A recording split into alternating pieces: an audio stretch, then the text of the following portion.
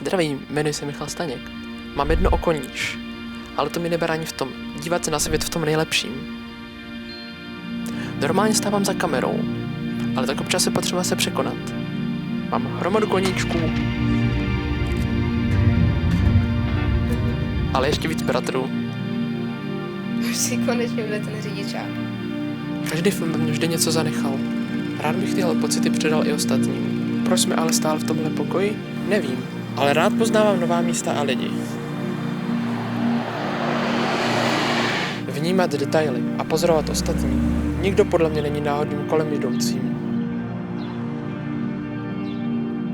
Tvorba je to, co by mělo člověka odrážet.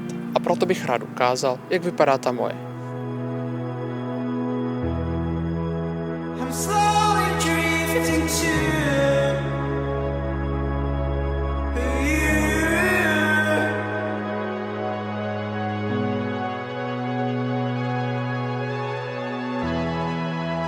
I'm on my way.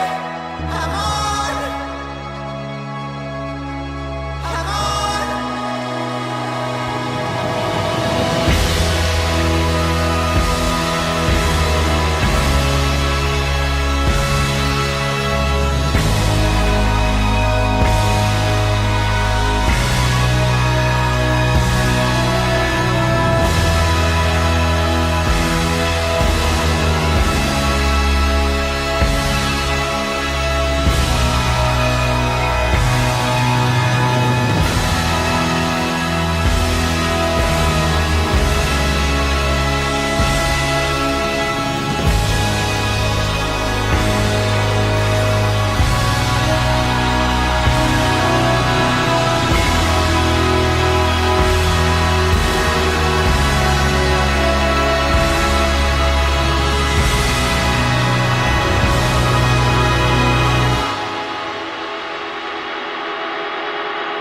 Do budoucnosti se těším.